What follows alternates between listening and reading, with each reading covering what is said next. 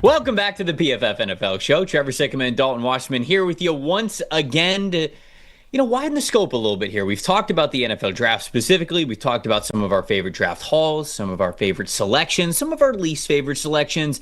And now we're going to bring it to a little bit of a bigger picture. We're going to look at the entire offseason. And Dalton, on today's show, what we're going to do is we're going to bring 4 teams each that we think were the most improved throughout the 2025 offseason. We're also going to touch on the George Pickens trade that happened earlier this morning, so we'll get to that, a little bit of breaking news and some instant analysis from that in a second. But Dalton, how are we doing, my friend? We're good. We're shaking off the cobwebs, like you mentioned. We got a big trade right as we woke up this morning, or depending on how early you wake up. I certainly don't. But no, I think it's going to be a fun episode. Some of these teams that improved the most, I think there's a lot of improvement to be had, especially with a couple of teams with new regimes, new head coaches, new general managers. So I think it's going to be a lot of fun to see where these teams go, especially as they try to get back in the postseason race. And then, like you mentioned it, big trade that we had between the Steelers and Cowboys. And I'm curious to see your thoughts on it, because I feel like personally it was kind of one-sided, but we'll get there when we get there. Yeah, first of all, you strike me as a guy who either wakes up at like 4:45 a.m., like coach style. Nope. Like strength and conditioning coach, Yep. Or like 9:30. And the show like starts at 10. Like the alarm's going off at 9:30. You brush the hair a little bit, quick teeth brush, walk to the office, boom, you're good to go. You like no in between. That's the kind of dude that you strike me as. Absolutely, the latter. Always. Anything I've ever had to do, it's pretty much just get up with just the minimum amount of time required before you have to be somewhere. Absolutely. Yeah, you won't catch me at 4:45 in the morning doing anything at all. There's just no way. No. You're letting the coaching you down. Come on. You got to beat the sun up to the day. Nope. Even the pregame nap goes right up until we have to be on the field about 30 seconds before, and then we're just up and out of there. Let's go. No wasted time. It's a good strategy there. I don't know if this is a good strategy, but it's a little segue into what happened this morning. The Dallas Cowboys trading for Pittsburgh Steelers wide receiver George Pickens. We figured that this was coming. Right, when they make the trade for DK Metcalf, and it wasn't just the trade that they made earlier this offseason, they trade a second-round pick for DK Metcalf knowing that they then had to pay him. So then they give him a massive deal as well. George Pickens going into the last year of his rookie deal. So it would be tough to believe that they would ship off a second-round pick and pay DK Metcalf near top-of-the-market money just to then pay George Pickens a lot of money a year later. Their team really isn't in that spot. Like, you could argue that was the right move for the Cincinnati Bengals, right? Because that wide receiver duo of Jamar Chase and T. Higgins, I think people would tell you that would have been a better wide receiver duo than what we would have hypothetically been talking about here with Pittsburgh anyways. And that's just a major focal point of why this team is a deep playoff team. That wide receiver duo wouldn't have really been a focal point of why the Steelers were able to win that division, get back into the playoffs, make some deep playoff runs. But anyways, the compensation. Let's talk about George Pickens. Let's talk about what it means for the Cowboys. Let's talk about what it means for the Pittsburgh Steelers, and really just sort of a trend that we're seeing with both teams and what that means before we dig into our topic for today. So the Cowboys, they get George Pickens and then also a 2026 sixth-round pick, so a sixth-round pick next year. And then Pittsburgh, obviously trading away George Pickens, they get back a third next draft and a 2027 fifth-round pick from Dallas. And so it's a little bit of a pick swap, although the years are different. It's a pick swap of the fifth and sixth round pick that Pittsburgh actually got the better deal of. And then it is that third round pick for George Pickens and for the player. So Pickens was picked in the second round, pick number 52. I'm curious, let's start the discussion here because there's a couple of points I want to get to here. But was Pickens worth this in your opinion? This is a former second round pick number 52 overall in the 2022 NFL Draft.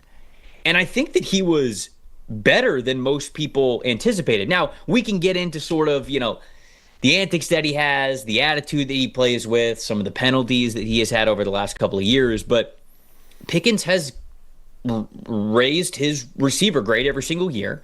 It was, I believe, right around 75 in 2023, and it was almost 80. It was a 79.4 last season. He broke the 1,000-yard mark in each of the last two seasons, and he's obviously coming up on a payday. So I'm just curious, overall, a third-round pick for a wide receiver that is like that and who has operated as the wide receiver one for Pittsburgh, What are your thoughts on the value of that for George Pickens right off the bat? And then we'll get into the rest of the stuff. Yeah, so top 25 receiving grade in 2024, and one of the more proven deep threats that we have in the NFL, especially with his size and body control, his ability to make those contested catches. I think for Dallas, yeah, it's worth it. It is. When you talk about a high-end wide receiver, too, who's clearly now the X-receiver on this team that is going to get vertical for them, it's exactly the reason for Dallas that we talked about potentially, say, in the second round, or maybe as high as the first round, them getting one of those X-receivers in the draft, right? Tetero, McMillan, Jaden Higgins, Alec Iamaner, all those guys that we talked about for that spot, because that's when this Dallas offense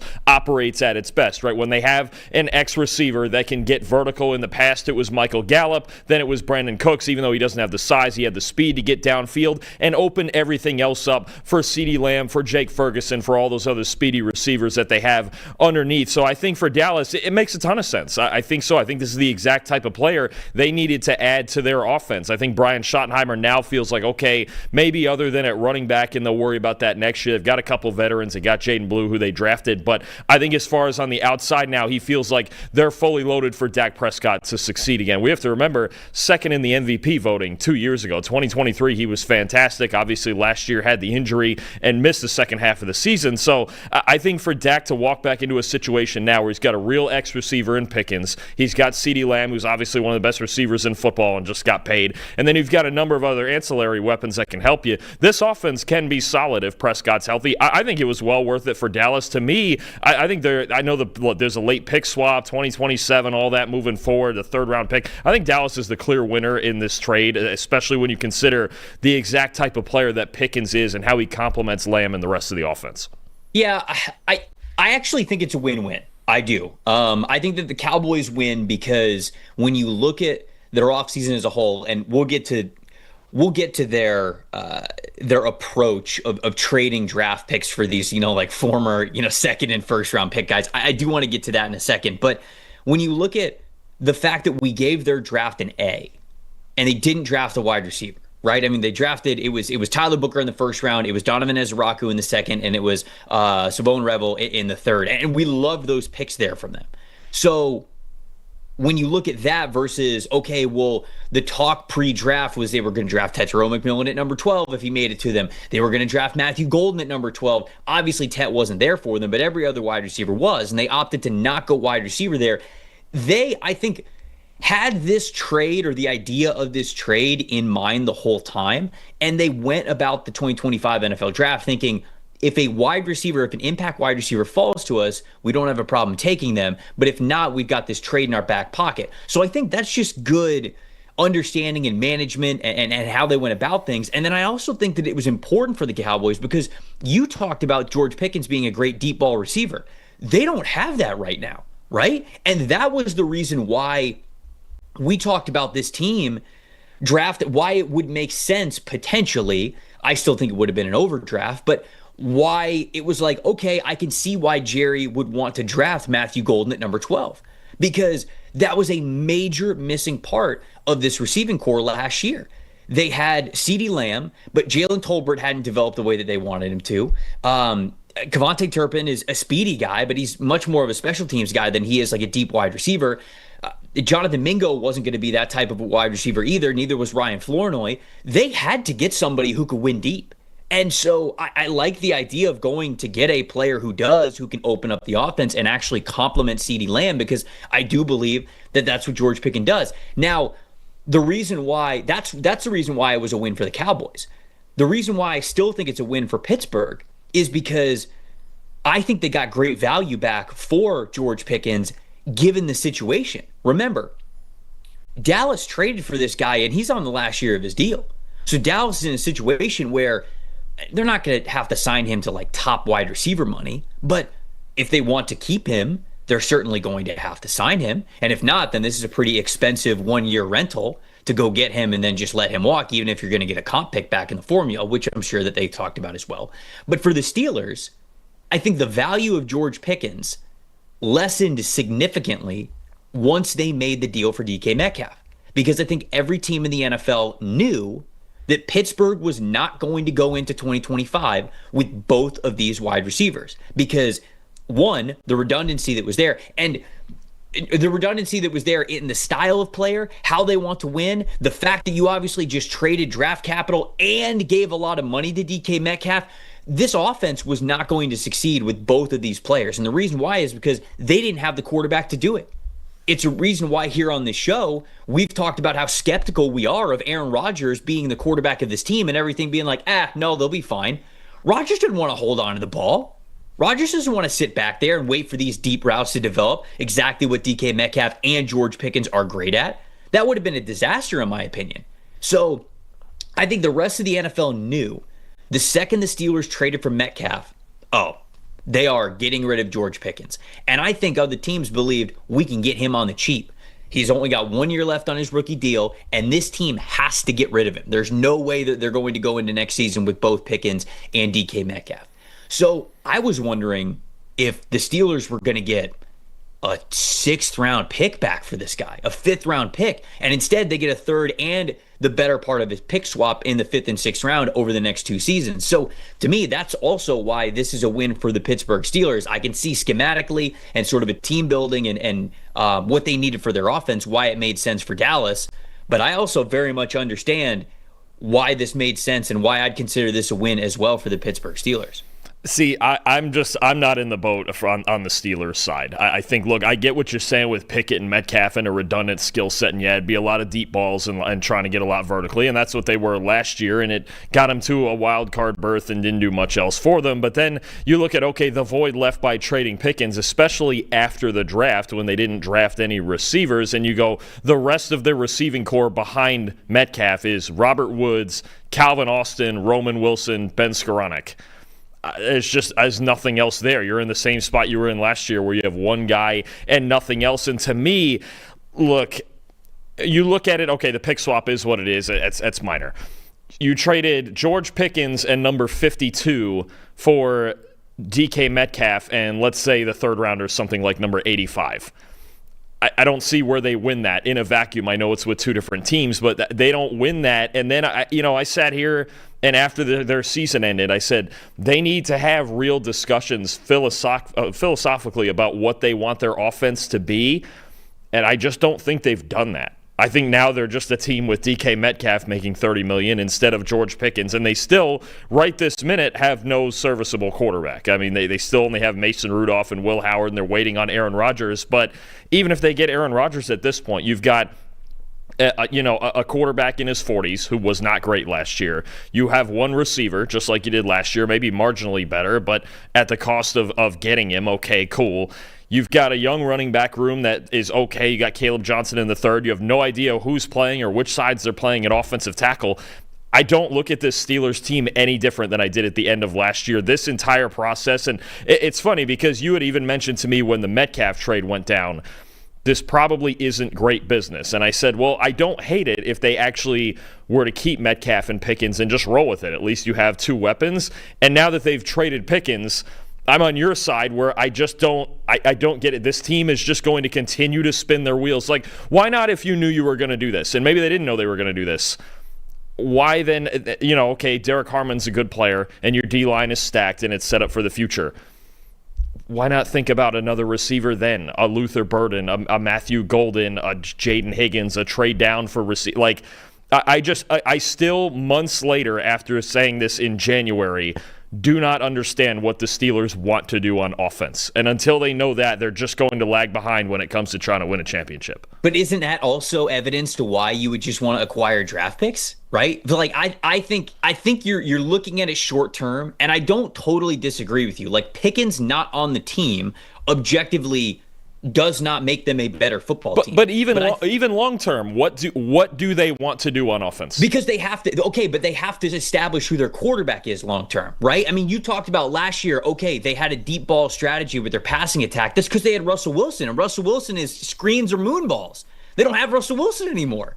So okay. They don't even have the quarterback who could take advantage of even DK Metcalf. So look, I don't want to push that far back on you when it comes to not liking Pittsburgh's overall strategy this offseason, because I do agree with a lot of your points there. But for this Pickens trade specifically, this is a win for Pittsburgh. They were in a situation where I think the whole rest of the league basically thought, maybe outside of Dallas alone, that this dude was getting traded for a 5th or 6th round pick. I think they were dead in the water, given Pickens' attitude, reputation, certainly the penalties, which is funny. I'm going to get to the penalties in a second. But like the fact that they traded for and signed DK Metcalf, they were dead in the water with the value that they were going to get back for George Pickens. And to me, getting a 3rd round pick is actually really good work from Pittsburgh to somehow make this happen. So no, the team is not better because of this trade for 2025. I think the Steelers on offense are going to struggle no matter what.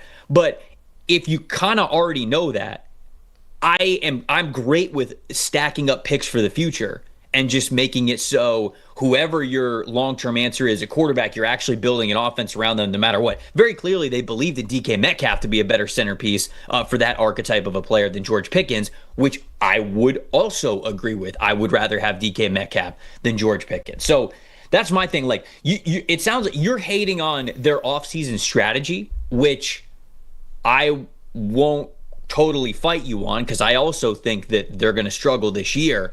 But in the vacuum of just this trade, for them to get a 3rd round pick back for them in their current situation, I think is a win for Pittsburgh. I think it makes sense. Honestly, I think a 3rd round pick and probably a mid to late 3rd round pick, considering Dallas is probably going to be pretty good as long as they somewhat find some run defense there. I think it's fair value. I don't get the thing. If other teams thought George Pickens was going for a 6, I don't know what they were looking, because he is better than that despite what you might think about him. But then I just look at, okay, the long-term process then with Metcalf as your number 1 and eventually figuring out the quarterback. So you've got him on a 5-year deal, and yet this year is going to be wasted.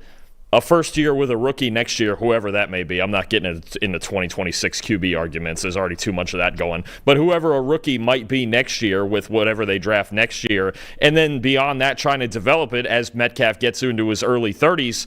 The entire vision offensively for this team, I didn't know what it was at the end of the last year. We didn't really know what it was going into last year, just signing Russell Wilson and Justin Fields to try to figure it out, right?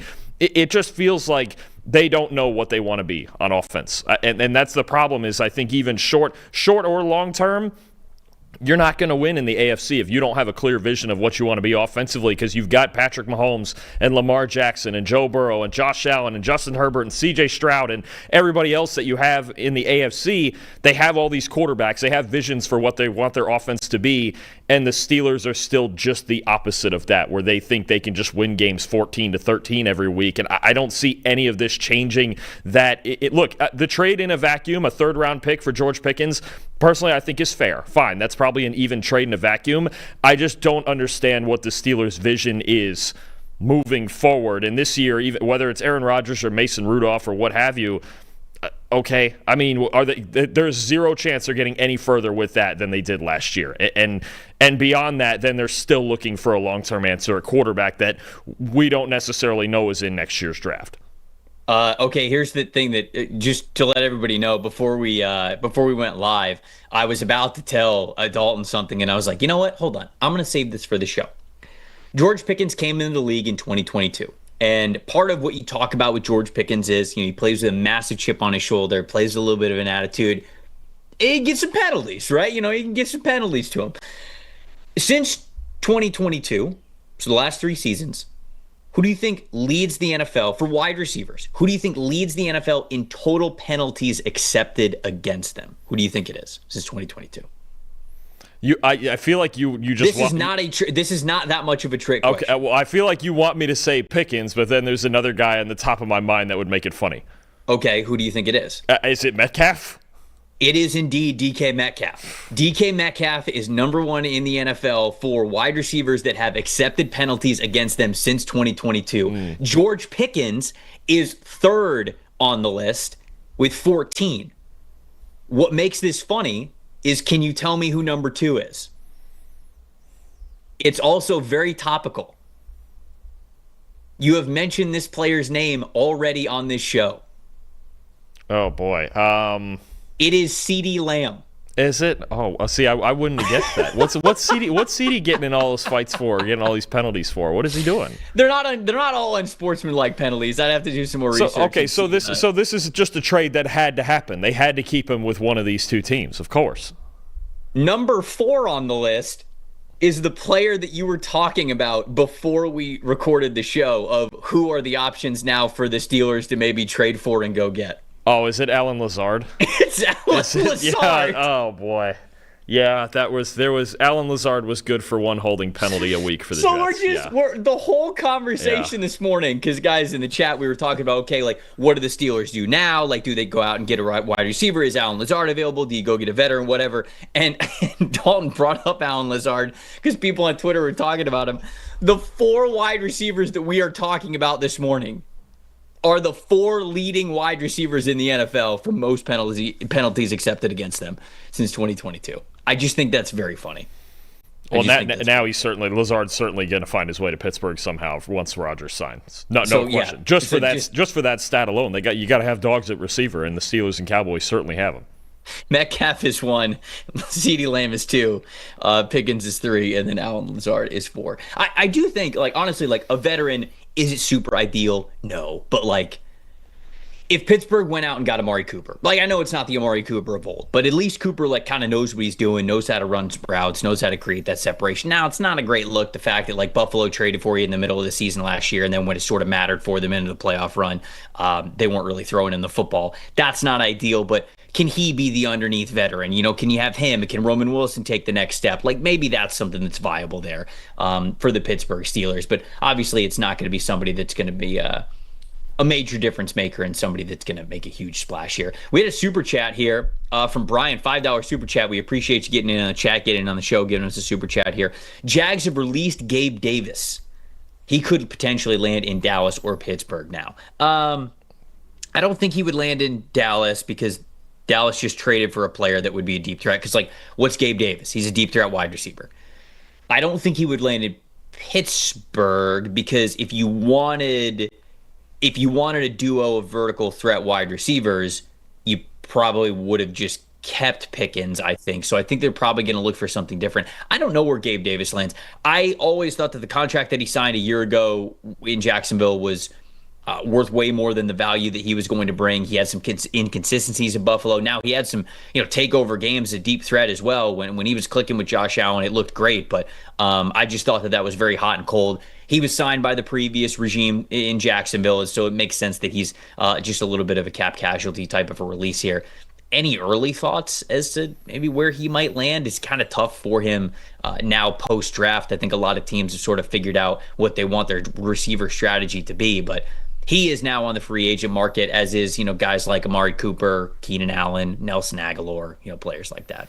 Yeah, I mean, you look at a team that's just looking for depth and looking for an occasional deep threat. I think maybe the Arizona Cardinals, is that one that maybe fits in there as a vertical threat? I don't hate that, I suppose. Maybe the Cardinals. I thought about maybe the Raiders, if they don't want to throw, say, Dante Thornton out there too quickly as a 4th-round pick. The Raiders might make some sense. Honestly, the New York Jets, I mean, they just don't. They have, right now on the outside, you're looking at Josh Reynolds and Alan Lazard, and guys, they don't really have a vertical threat unless you can count Garrett Wilson as that, but they're two different types of players. Maybe even the Jets is just somebody to bring in as that vertical threat. I guess. I've always just thought of him as a wide receiver 3 at best type of a wide receiver. And so I think that we'll probably see him land in a team that just allows him to be a vertical stretch. Cleveland, maybe the Cleveland Browns. Yeah, because who's Cleveland got right now? They've got Tillman. They have Jerry Jeudy. I think they're probably trying to play Jamari Thrash as their vertical receiver, which is fine. But yeah, I guess, Cleveland could potentially make sense for them if they want to try to stretch the field a little bit more. So I don't mind that. I don't mind that shout out. That could make sense there. All right, let's dig into the meat and potatoes of why we're actually here and the topic of this show. Let's talk about the most improved teams in the NFL for the total offseason. I could tell that Pittsburgh's not going to be one of your teams from the conversation that we've had over the last 20 minutes, but who's the first team? We'll each bring 4 to the table. We'll go back and forth here. Who's the first team that you want to shout out as one of the most improved in the NFL through the 2025 offseason? Give me a new threat to your reigning champion Tampa Bay Buccaneers in the NFC South. Give me the Carolina Panthers. They're coming. I'm telling you, Bryce Young's coming for the title. Look, what they've done, they needed a number of pieces on this defense, and I think they went out and got it. First of all, in free agency, you talk about a guy like Trayvon Merrick, who was the most expensive one that they got. 6th best run defense grade among all safeties last year. You're talking about a team that had a historically bad run defense. You also had guys like Tershawn Wharton and Bobby Brown up front, Pat Jones off the edge. You're going to get Derek Brown back, which immediately makes that D-line way better, especially in run defense. So you really like, to me, the quantitative approach that they took in free agency. I know they tried to get Milton Williams. New England gave him an offer that blew him away. Okay, it is what it is. They needed just as many starting caliber players as they could find. Keeping Mike Jackson at corner, I thought, was a really good move too. And that extended into the draft with this defense. But the first thing they did in the draft, which allowed them to set up their draft, I think, properly, was getting Tetairoa McMillan with the 8th overall pick, right? Then they go and get Nick Skorts in the pass rusher, Prince Umanmielen in a pass rusher, Cam Jackson, Lathan Ransom, 2 really good run defenders at their positions. I just think the Panthers handled this offseason totally the right way. When you look at, okay, we're going to add a bunch of pieces on defense, and if we have a chance to get a number 1 weapon to capitalize on Bryce Young's development, we're going to do that. And exactly what Tetairoa McMillan brings: 6'5", can jump out of the gym, downfield threat, highest graded receiver in college football over the last 2 years on 10-plus yard targets. Now, let me give you some Bryce Young numbers, because I think what we both agree on the second half of last year when he came back off the bench was Bryce Young just absolutely fearless, throwing the ball downfield, throwing the ball into tight windows. Here's some numbers for you on that, Trevor. From week 9 to week 18, all right, end of the second half of the regular season, Bryce Young tied with Justin Herbert for the best passing grade on 10-plus yard targets. Fits in with McMillan. 24 big-time throws, second in the NFL. Highest passing grade in the league and most big-time throws in the league into tight windows. And this was not an A-plus receiving core he was working with. Xavier Legette in his rookie year, Adam Thielen, Jalen Coker. Now you add McMillan. That adds another dimension to all of that. Now Bryce Young should be less afraid than ever of throwing into tight windows, throwing the ball vertically on time, just giving his guys a chance. If he continues to play the way he did the second half of last year, you're going to see a completely different team front to back this year, because McMillan, getting him as the true wide receiver 1 in this offense with the depth that they already have, and then building on defense. Is it going to be the best defense in the league? Absolutely not. But I think you've raised the floor, especially with what you've done in run defense, because that's really where it was. I think they were only the 4th team ever to give up 3,000 rushing yards in a regular season. I mean, you just can't have it, right? So that's where they have focused. We got to raise the floor on this defense, at least make it a decent unit. And then the time came to strike when they could get a number 1 weapon, a guy that can be Bryce Young's weapon, number 1 weapon, I should say, for the long term. I think the Panthers handled this entire offseason perfectly. I agree with you. As much as, they're not coming for the NFC South crown. We know that resides in Tampa. No, I am excited to see what the Panthers are going to be this upcoming season, because, it's year 2 of Dave Canales and sort of that regime that is there, and really being able to control things the way that they wanted to. It's a full football calendar to get the right guys in the building, get the right strategy in the building, implement things that you want to. And I think certainly on the defensive side of the football, they knew they just had to get a lot more talented, and I believe that they did. I think they appropriately allocated a lot of their free agency funds to the defensive side of the football. But I also love the fact that it didn't make them feel like they couldn't go offense at the very top of the draft, because you and I talked about it the entire draft process. They didn't just need a wide receiver. They needed the wide receiver. They needed a wide receiver 1, and the fact that they had the opportunity to take one and they didn't shy away from that, I think, was really important. So the question remains, is Bryce Young the guy? I know that you listed off a lot of stats that hint towards, okay, he is. We need to see it for an extended period of time here. And so even though the mission on the defenses, or the mission for the offseason, was certainly getting better on the defensive side of the ball, you still have that question that was the big question for them last offseason, and saying, hey, is Bryce Young our guy moving forward to see the long-term answer? So I think that they answered both of those major questions, or at least set themselves up to answer both of those questions. Is the defense good enough? Is it talented enough? And then is Bryce Young the guy? They did a very good job there. The first team that I want to talk about is the New England Patriots. Patriots, worst roster in the NFL if you go all the way back to January. As this offseason was beginning, they had the worst roster in the league. And I think that right now, they'd be my pick to finish second in the division in the AFC East. I was like, AFC North? There's a lot of North team. AFC East. I think the Buffalo Bills division to lose. Obviously, I don't think that they're going to lose that. But this team got so much better. a lot like Carolina, they allocated a ton of their salary cap that they had, most salary cap to spend in the NFL this offseason, and they did so by adding a ton of defensive players. Robert Spillane, Harold Landry, Milton Williams, Carlton Davis, all of those guys I think could be impact players for them. And then they drafted a lot of offensive players. Will Campbell, Jared Wilson, Kyle Williams, Travion Henderson, all of those guys I think could be impact players for them. And then he even got the late round drafted guys as well. Craig Woodson, Josh Farmer, Braden Swinson. I think that those guys could be impact players for them. I love the Robert Spillane signing. I think he is one of my favorites, and I think not one that's talked about enough of what the Patriots were able to do to get him. Over the last 3 seasons, you see the run defense grade there in 2024, it's an 87.3. I'll go even further, give you even a bigger sample size. Over the last 3 seasons, the only linebackers in the NFL with a higher cumulative run defense grade than Robert Spillane, Bobby Wagner, Fred Warner. That's it.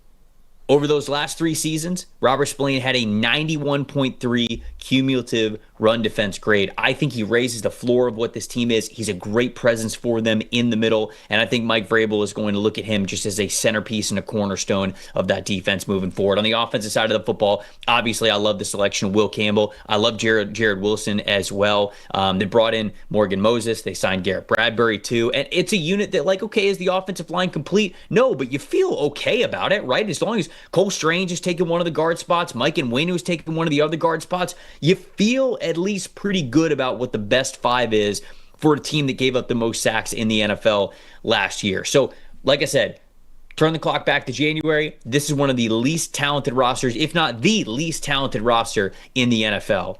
And I think it looks night and day different as we stand here today. So they had to be my first team that I brought to the table. Agree, and obviously it's an emphasis with Mike Vrabel, but I actually think their defense is going to be really good. When you look up front, if Christian Barmore is healthy, Keon White, they added Braden Swinson in the draft, who was a steal on day 3. I think he's going to at least be something for him. Harold Landry, Robert Spillane, Carlton Davis, and Christian Gonzalez is a really good pair of corners on the outside. I think that defense is going to be really good, and it's going to allow the offense to develop because they got a lot of young kids. I like the amount of speed that they added in the draft with Kyle Williams, with Travion Henderson especially. So I think they just have a lot of different dimensions. And now if you were looking, if the goal was, hey, support Drake May and make his life a lot easier, right? And there's a couple of teams we've talked about with this. We just talked about it with Bryce Young even. If you're trying to make your quarterback's life easier, you're right. I don't think New England could have done a better job with that this offseason.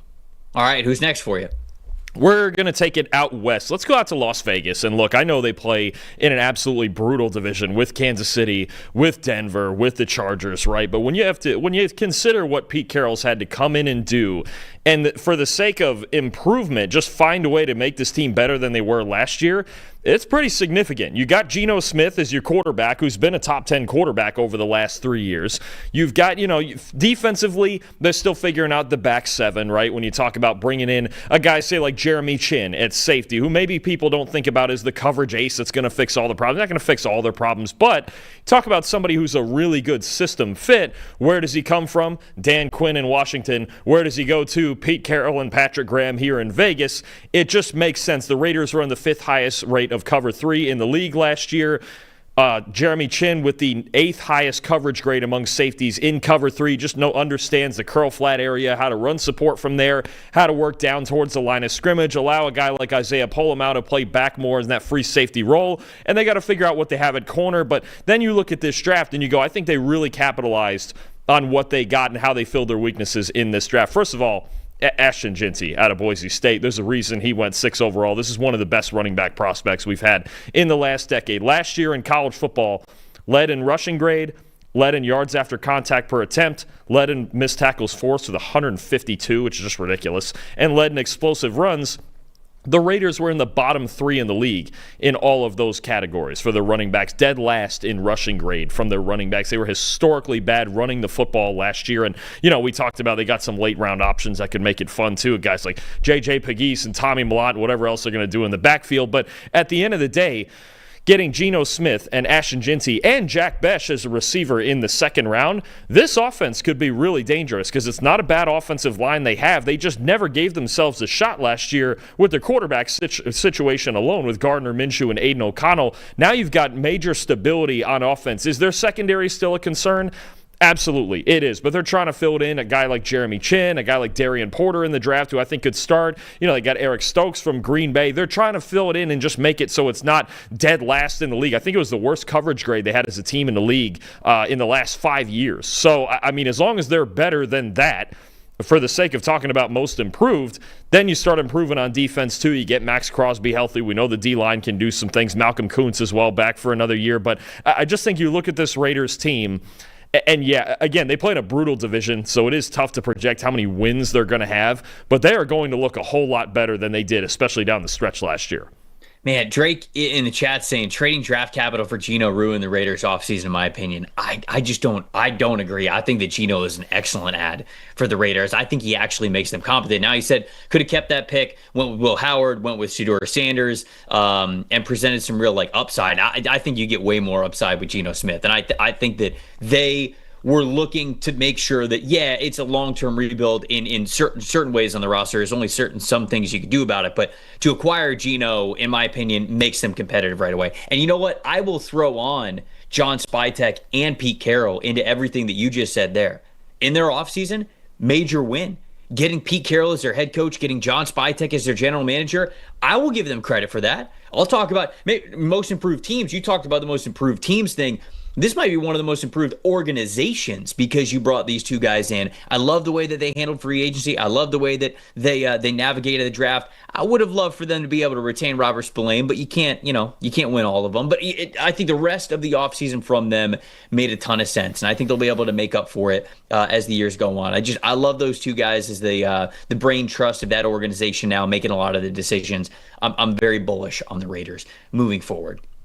I'll stay out west. I'll go with the Arizona Cardinals as my next team here. Now, is it a perfect offseason for them? No, I do wish they would have addressed offensive line with a little bit more emphasis, but sometimes there's only so much you could do, and it's hard for me to say, man, I wish their draft would have gone a different way, because I love the Walter Nolan pick for them, and I love the Will Johnson pick for them. Certainly, if Will Johnson's knee checks out, man, what a defense that we have here now for Jonathan Gannon's group. And when you look at this defensive front, here's the new additions that they have there throughout free agency and the draft. It's Walter Nolan, who I mentioned, Dalvin Tomlinson, a veteran run stuffer, Calais Campbell with a little homecoming here in Arizona. We'll see what he has left in the tank. Obviously, is he 38, 39 years old now? It's incredible how long he's been doing it. But over the last 2 years, he has earned an 80-plus overall PFF grade.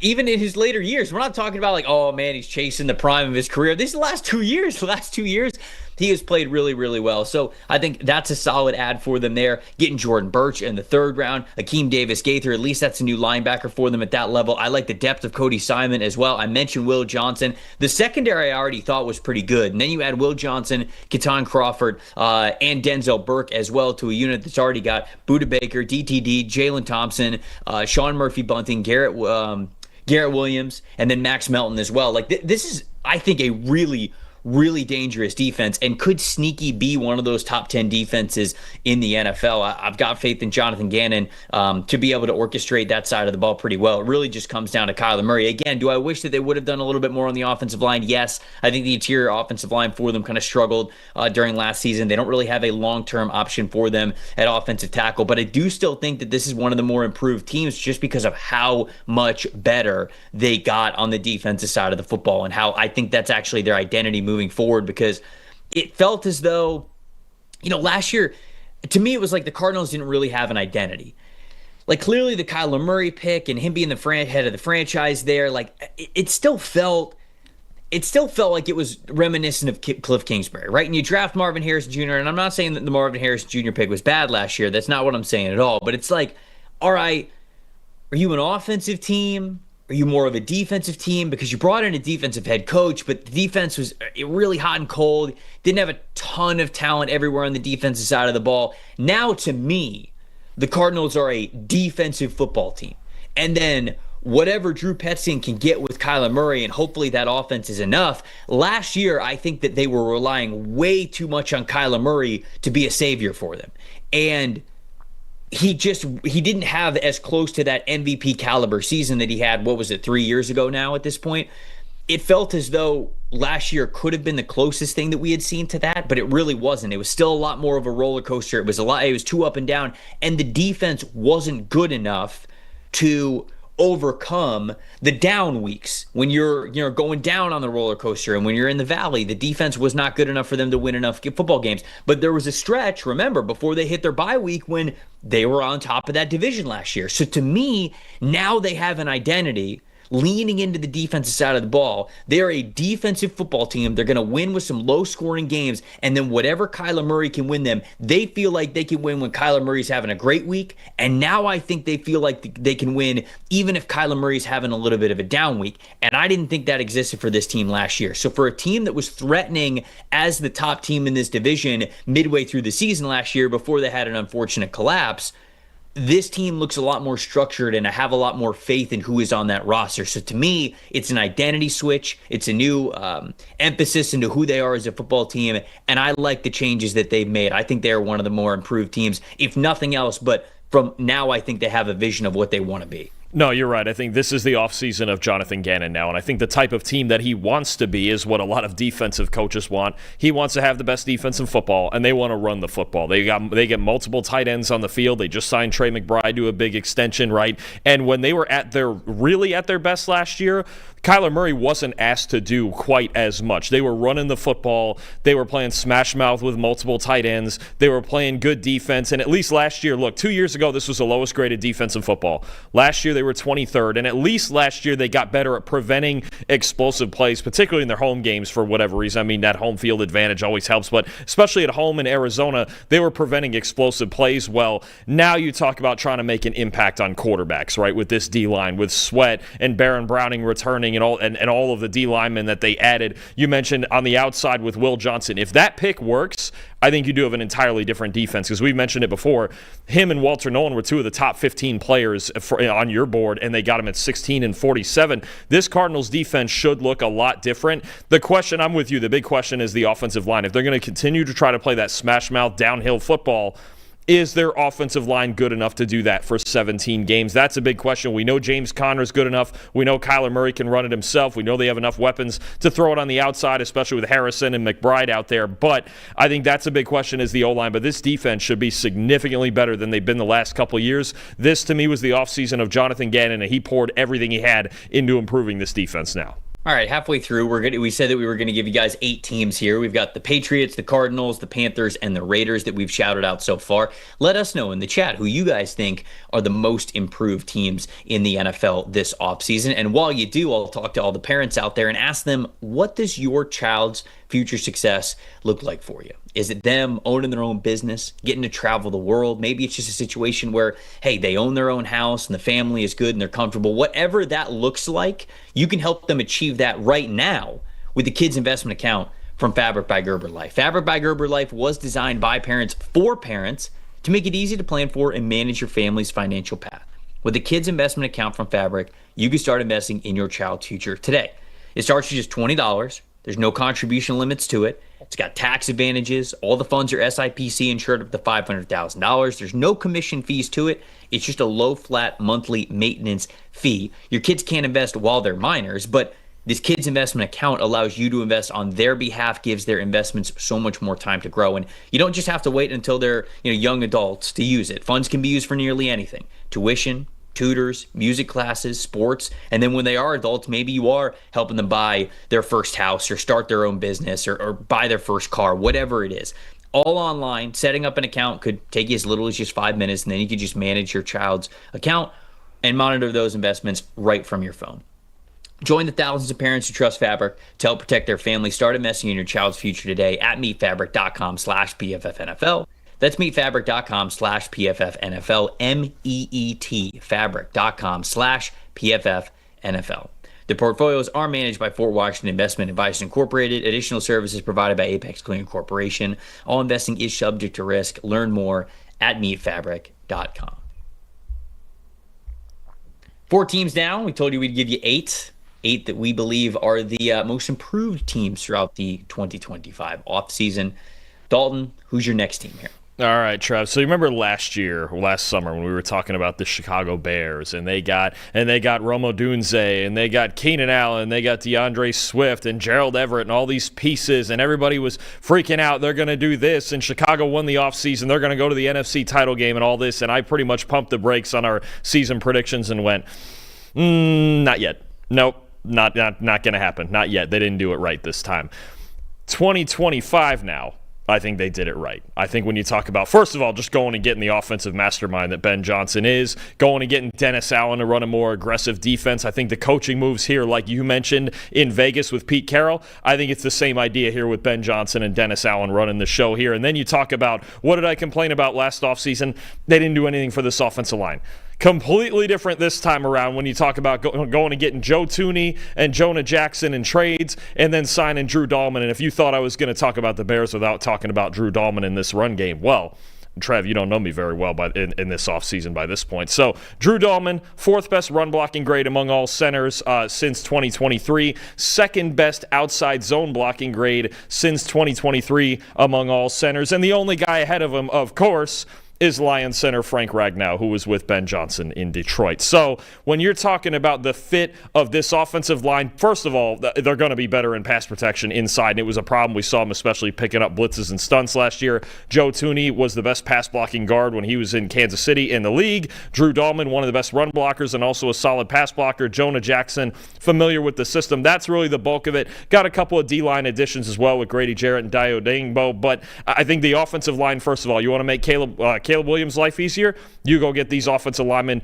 Now you're set. We'll see what happens at left tackle with Braxton Jones and his injury, or Ozzie Trapilo, or whatever is going on there. And then you get to this draft, and you go, okay, Ashton Jeanty was off the board. Are they going to go D-line? Is it going to be something, not that flashy, or maybe an O-lineman if one of the three is available, and they weren't? And then they just go ahead and take Colston Loveland, who shocked some of us by going ahead of Tyler Warren, but it's actually the right fit when you look at this offense, and we'll talk about Tyler Warren some other time, but third in receiving grade in college football last year, with a quarterback situation that was far less than ideal. Fifth in yards per route run. Here's the fun part. 92.3 receiving grade from an inline spot last year at Michigan. Sixth best in the country.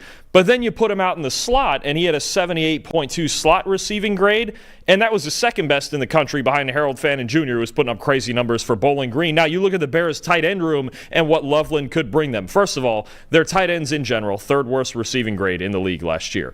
From the slot, anybody on their team from the slot, as a team, the Bears were 29th in slot receiving grade. And the fun part to me with Ben Johnson and how much he loves his tight ends and how much he wants multiple of them on the field, we saw it in Detroit. I didn't know this till I looked at this, but getting ready for this show. The Bears had the lowest graded offense last year when they were in 12 personnel, one back and two tight ends on the field. That's going to change with Colston Loveland, with all the things that he can do out there, and Cole Kmet as a more traditional inline guy. Ben Johnson is completely building this offense in his image, and there's nothing more that he could do. Getting Loveland, getting Luther Burden also in the second round, there's nothing more that he could have come in and done to make Caleb Williams' life easier. At this point, I look at Caleb Williams and I go, look, if you can't succeed with this, there's a real problem here, and it's not going to be with all the other guys. This could be a top F offensive line in the league. This could be a top 5 receiving core in the league now with Odunze and Burden and then Loveland at tight end. The running game, the backs is at least a rotation of solid backs. Obviously Swift, Roschon Johnson. They got Kyle Monungai in the 7th round, but I think you look at this offense on the whole and you just go, look, Ben's got all of the flexibility to call anything that he wants, and Caleb just has to go out there and execute, and I don't think you could ask any more from a young quarterback than that. No, I agree with you. I think that Chicago, I know the jokes are out there. Hey, offseason champs, once again, they haven't proven anything, but it's hard to not look at what the Chicago Bears have put together over the last 3 or 4 years, really, just to get to this point, and think that you shouldn't have faith in them. Honestly, if Chicago can't win with this group over the next couple of years, the franchise really might be cursed. I mean, you have everything. In a salary cap type of league, what more could you possibly want? You got the Heisman Trophy winning #1 overall pick. You got the most coveted head coach. Oh my gosh, that one of the most coveted head coaches that we have seen become available in the last 2 decades. You fixed the offensive line in theory with a lot of the additions that you have made there. You have the weapons. The defense has played fantastic. Now you've got a veteran defensive coach in Dennis Allen. Like, it is all there for them. It really is. And so I've famous last words. I've got faith in the Chicago Bears. And, honestly, outside of them just, not being able to be a team that could get it done, when you look at this team on paper, the coaching staff, the roster, it's hard to not be. I'm excited for this team. I can't wait to watch the Chicago Bears this upcoming offseason. I'll go with another team who didn't make, the most moves, but I think coming off a year where they really accelerated their winning window with Jaden Daniels, I'm going to talk about the Washington Commanders here as one of the most improved teams, because I love how they just put their foot to the gas pedal and they said, we now recognize we have the most valuable thing in sports, a franchise caliber, Super Bowl caliber quarterback on a rookie contract. That is the most valuable thing in any sport. And I think that Washington realizes that they had to really capitalize. Not only did I think that they had a great draft, adding guys like Josh Connerly, who's a good addition to the offensive line with Sam Cosmi getting hurt late last year. Connerly could potentially play guard for you, or somebody who's already playing at offensive tackle like Andrew Wiley could play guard. Brandon Coleman could play guard. Connerly can now play tackle. He's also got that long-term outlook at offensive tackle anyway, so I like that addition there. I like the addition of cornerback Trey Amos as well. I felt like I was higher on Trey Amos than a lot of other draft analysts out there. I think he could play press man coverage for you, but I also liked how his instincts were developing in off-zone coverage as well with him at Ole Miss. He had one of the highest forced and completion rates of any cornerback in the country last season. That was his first full-time season at the SEC level as a starter. And I think having him and Marshawn Lattimore, who they traded for at the deadline last year, on the outside now allows Mike Sainristil to be played in a lot of different situations. Now, Sainristil struggled in the slot last year. He only had a 42.5 coverage grade in the slot, but that's because he was primarily being used as an outside corner. And it's tough to sort of just ask this guy like, hey, just play in the slot sometimes. Slot is a lot, in my opinion, it's such a difficult position to play. And it's so much about the mentality that you have. So if you're training all week and if you're preparing to be an outside corner, when they put you inside in the slot, it's just tough to be on your P's and Q's the way that you need to, knowing how many different shape and size wide receivers, different guys with different speeds and skill sets they have to cover. They have those two-way goes. They have a lot more space. So it wasn't a great coverage grade for him last year, but on the outside, he had a 68.5 overall coverage grade. And then if you go back to his days at Michigan, in the slot, primarily as that slot corner at Michigan, 82.5 coverage grade. And so if you wanted to move him more into the slot because you want to get him closer to the ball, closer to the line of scrimmage, and just be feisty against a lot of different slot options, now you have the corner to be able to do that. So you throw in the fact that they also traded for Laramie Tunsil, traded for Deebo Samuel, drafted a guy like Jalen Lane. Like, it's just a great job, in my opinion, of recognizing that they needed to add some premier talent. And I think that they did along the trenches with Tunsil and with Josh Connerly, but then also attacking some skill position players as well with Trey Amos and then Deebo Samuel too. So to me, I love how this team got better in the right areas. Is it quite complete yet? No, but like, think of what this roster could now be next year, even with another offseason for them to continue to get better, for them to continue to stack talent. I think that Washington is once again a threat to win the NFC East. I think they are once again a threat to make a deep playoff run. And then a year from now, I like their projection even better.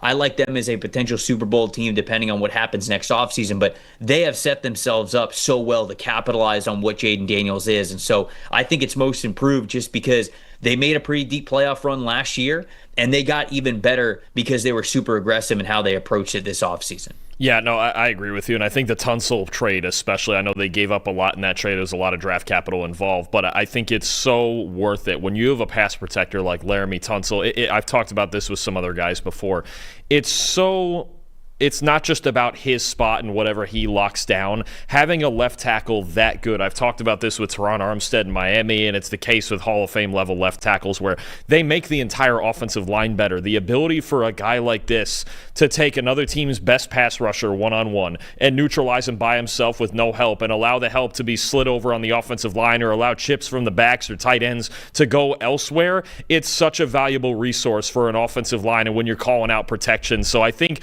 the fact that last year Jayden Daniels wasn't even protected all that well, and he still did what he did, and he was one of the 5 or 6 best quarterbacks in the league. And now you've added Laramie Tunsil, and you mentioned Josh Connerly, and you have a bunch of talent. And then wait till Sam Cosmi gets back, because he's one of the best guards in the league, and then you've got a real good problem to have with so much talent on this offensive line, along with the fact that Cliff Kingsbury still wants to center this thing around the run game. I'm with you. They have another team that's surrounded their young quarterback the right way, and making Daniels the center of it all is really the reason they're going to be in contention. So much talent along the offensive line are words that every single team and organization wants to hear, and Washington's setting themselves up to be one of those teams that can legitimately hear it. So last team, who you bringing? Who we got? So I'm going to stay looking last year's. I just noticed now that we're getting, I think, 5 of the 6 quarterbacks that were taken in last year's draft, and their teams being here, which shows you the mentality of trying to surround them. Give me Bo Nix and the Denver Broncos. And I think, to me, first and foremost, all the headline moves for the Broncos on defense that was already very good. Defensive Player of the Year in Patrick Surtain, very deep defensive line. Brandon Jones was a great signing, but they have filled the remaining holes on this defense. We'll start in free agency. Dre Greenlaw. To me, their linebackers were by far the biggest weakness on this defense. Getting Dre Greenlaw in here, and the money that they paid him, basically they believe he's healthy off the Achilles injury he suffered in the Super Bowl 2 years ago. But look, the 4th best coverage grade in the NFL at linebackers since he entered the league. The Broncos were 28th in coverage grade from their linebackers. Alex Singleton got hurt, and he's not a great coverage player anyway. You had guys like Justin Stranad struggle. It just wasn't working in the middle of the field with their coverage. Could they prevent big plays? Yeah, they have Surtain, they have Brandon Jones back deep, but getting Dre Greenlaw as a true leader and a great coverage defender, if he's healthy at linebacker, is a big plus for them. You got Talanoa Hufanga at safety, who is the perfect strong safety complement to Brandon Jones, because Brandon Jones is most effective when he's back deep as the center fielder. That's what he wants to do, is hunt footballs deep down the field. Hufanga can roam the box. And then you look at the draft, and I think, look, most of us expected this team to take an offensive weapon, right, in the first round. A Marion Hampton or a receiver, Luther Burden, whatever that may have been. And they threw us a little bit of the curveball and went with Jahdae Barron, the corner from Texas, who led the Power 4 in coverage grade last year, was the best zone coverage player in the entire country. You look at what this does for the depth of their secondary. And the fact that he can play inside or outside. Look, you have Patrick Surtain on one side, best corner in football last year, defensive player of the year, the whole thing. Broncos corners not named Surtain had a 62.5 coverage grade last year. Essentially, their cornerbacks, if you take out Surtain, are something like the New York Giants, like a bottom 10 unit right around there, okay? You add Barron into this now, inside, outside, or both, however you want to do it. If you want to do the Trent McDuffie role where he's outside on early downs and inside on late downs, however you want to do it, this adds a dimension to their secondary and this back 7 that makes this Broncos team extremely dangerous. So, the potential to be the best defense in football next year with their secondary. So Barron was a great pickup. Then you look at offensively, Sean Payton wasn't going to forget about those guys. You get a solid yak threat at tight end in Evan Ingram. He liked Pat Bryant enough to take him out there at receiver in the 3rd round. RJ Harvey, look, I got to be honest with you. We absolutely love him here. We both had him as the 8th best back in the class. He goes late in the 2nd round. I don't see how he doesn't start there. I know you have McLaughlin, who's a good 3rd down option. You have Audric Estime, a short yardage guy. But R.J. Harvey could put up big numbers in year 1 behind this offensive line, maybe even a sleeper offensive rookie of the year candidate. So I just love everything the Denver Broncos did with this offseason, and their defense looks extremely dangerous. If they wanted to continue to make Bo Nix's life easier and say, hey, you don't have to score 35 a week because we've got this defense, they did a great job of it. I think Sean Payton's building this team right. Yeah, I would agree. Again, this was a top 10, top 5 defense in a lot of categories last year. They can genuinely be the best defense in the NFL. And I think sometimes when people look at this exercise, they go, okay, well, let's pick the teams that were bad, really bad last year, who like added a couple of good players. And obviously that's a way that you could do that. We've talked about, Carolina, we've talked about the New England Patriots, but I think a team, that was decently strong last year that only got even stronger is another way to go about this exercise. So I love that the Broncos are getting a shout out here. The last team that I'll go with, it's sort of along the same lines of what you just talked about there. I will go with the Minnesota Vikings. Now, it may sound weird that a team that won 14 games last year, I'm saying is the most improved, but look at the areas that they really had to improve on. It was interior defensive line and it was interior offensive line. They couldn't have hit those needs harder. And I understand, people are going to bring up, well, wait, hold on a second. Didn't you guys just talk about how you didn't love their draft strategy? It's true. I wish they would have traded back from the first round. I wish they wouldn't have taken a wide receiver there at the back end of the third. Yes, that all still exists. But looking at the team right now, putting Donovan Jackson on this interior offensive line with Will Fries, with Ryan Kelly, with now Christian Darrisaw and Brian O'Neill, this is one of the best offensive lines in the league. And I think that interior offensive line work last year is a big reason why you saw that regression at the end of the season, those 2 losses at the end of the season, and why Sam Darnold struggled. Now, they don't have Sam Darnold. Obviously, they're switching him in and out with J.J. McCarthy, but we don't know really what's going to happen there. I'm not going to, ding them too much on changing a quarterback, even though it's an unknown. I'm not going to look at this roster and say that they're not improved because of it, especially from the way that Darnold ended the season. You then go to the defensive line. They've got Jordan Phillips already. Now they have Javon Hargrave. Now they have John Allen. They've got veterans on that interior defensive line group. They added Tyrion Ingram-Dawkins, who is a very talented, super athletic defensive lineman from Georgia.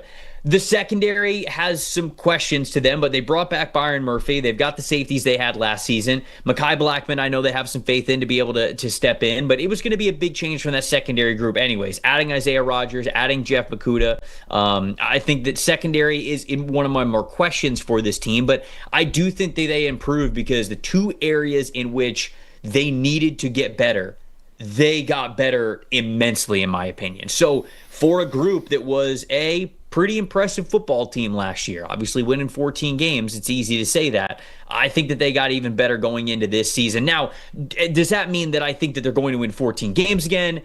No, I wouldn't be predicting that. I think the Packers are going to be more competent. I think the Bears are going to be a lot stronger. We know how good Detroit is going to be.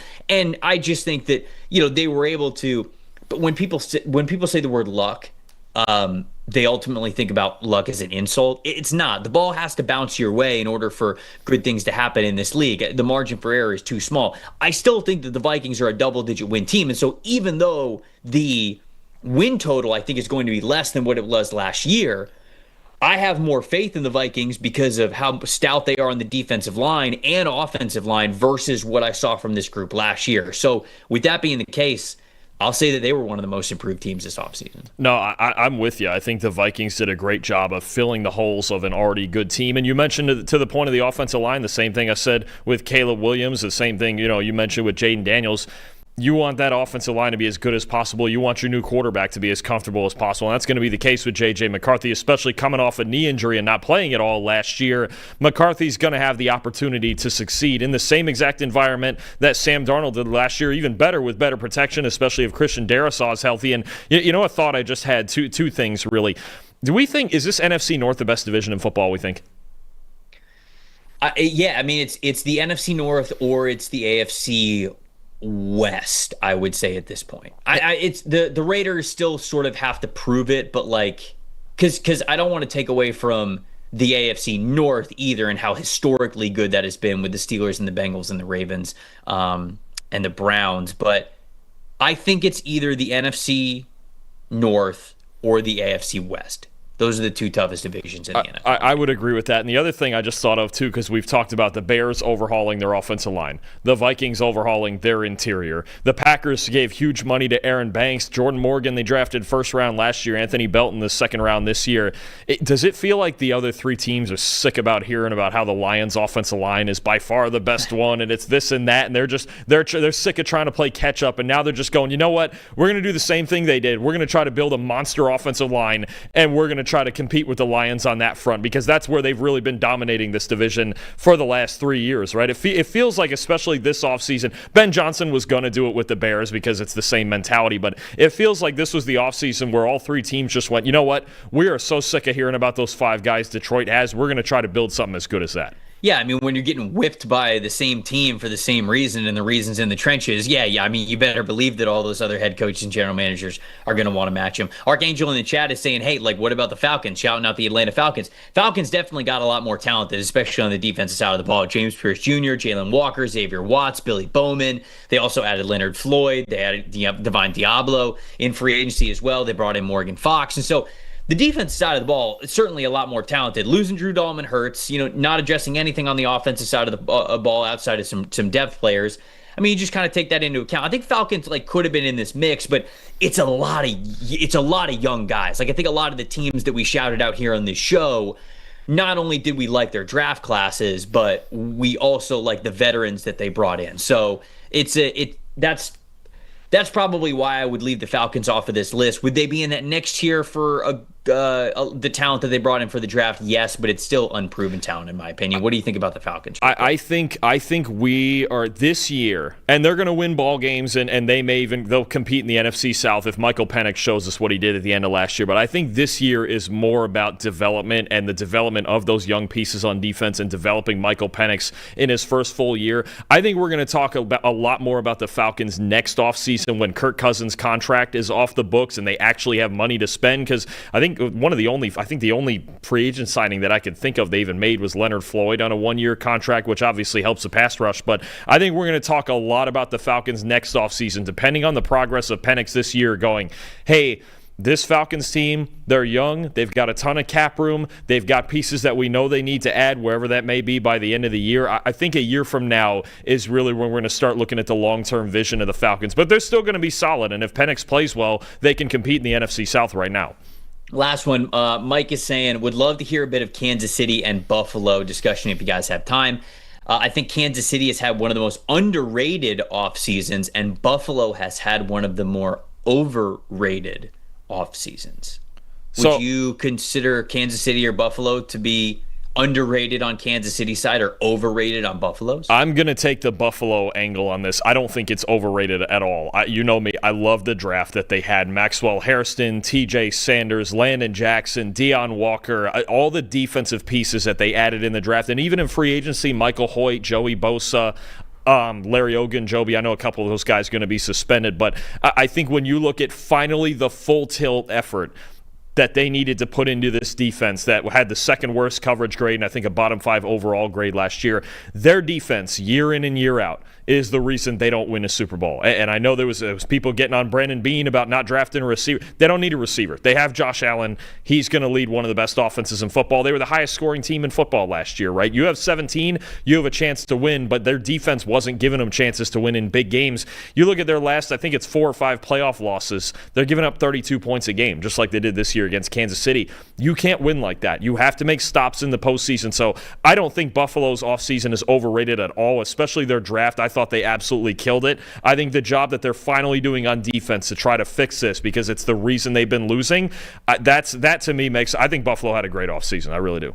Before I get to Kansas City, I forgot this super chat, $2 super chat from Donnie. We appreciate you, Donnie, always getting it on the shows. Saying this live is keeping me sane during finals week. Also, Donnie said he's starting PFF training this week as well as part-time data collector. Shout out to Donnie, as well as all of the other part-time data collectors that are starting their training. I've had a couple of people reach out to me and say, hey, they got accepted into the program. Very, very excited for you guys. Happy to have you on board. Hope the training goes great, and obviously hope this upcoming season goes great for you guys as well. Welcome to the family. The Kansas City Chiefs, you know, it's funny, Mike's saying like, oh, I think their offseason's underrated.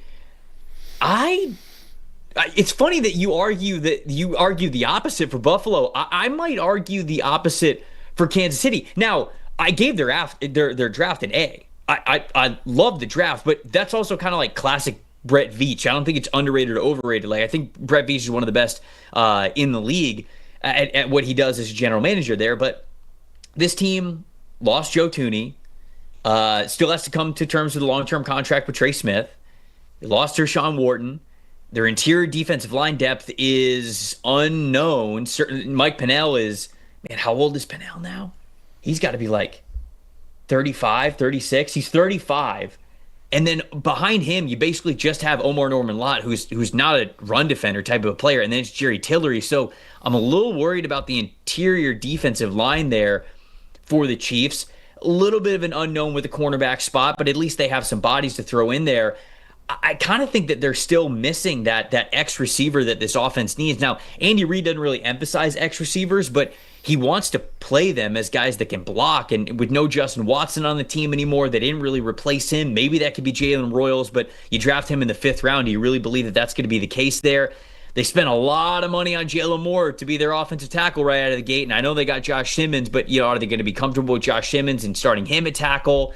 Kingsley Suamataia, I think that everybody is just going like, oh, yeah, he was bad at tackle. That means he'll be good at guard. So I am a little bit on the opposite. Like, I don't think that the Chiefs' offseason's underrated. I think that it might be like just, I've got questions. I've got questions about what Kansas City's going to be moving forward. I don't think that this team is as complete as they want to be going into this season. I think the Super Bowl exposed that, and then some of the losses that they had this offseason. So those are my thoughts there. Any Chiefs thoughts before we get out of here? I think I'm gonna use your favorite phrase here with this one. It is what it is, right? I think there's still some flaws. I think the receiving core, one thing that gets forgotten, I think the forgotten guy here is Rashee Rice coming back from the knee injury. That is a borderline number one type of receiver that you're getting back. So I think the receiving core I'm not as worried about. Rice, Xavier Worthy started to figure it out late last year. They signed Hollywood Brown again. You mentioned Jalen Royals. You still have Travis Kelce, who's gives you not what he used to be, but he gives you something. Obviously, at tight end, and Noah Gray is a good player. I'm with you. The concern is in the trenches. The left side of the offensive line is a massive question, and then the D-line, the depth of the D-line and their run defense. I think some of these teams like Buffalo, like Baltimore, that want to run the football, even Denver, that when they want to run the football, the Chargers want to run the football. That's going to be the big question up front against teams with better offensive lines with really good running games. Are they going to be physical enough up front on the D-line? They've shown us before that they can overcome it, but now, when it keeps thinning out in the trenches, you start to have issues when it comes to those teams trying to just control the clock. That's a good transition into what we'll be talking about tomorrow. On tomorrow's episode of the program, we're going to talk about the remaining team needs now for every single team in the NFL. Appreciate everybody watching and listening, whether you were watching live and getting in on the chat or you were watching after the fact. We appreciate you guys. We'll be back with you same time tomorrow here on YouTube, 10 a.m. Eastern. And like I said, we're going to be going through every single team in the NFL and identifying the biggest area of need that they have still going into the 2025 offseason. For Dalton Wasserman, I'm Trevor Sikkema. Once again, thank you guys so much for watching. We'll see you guys tomorrow.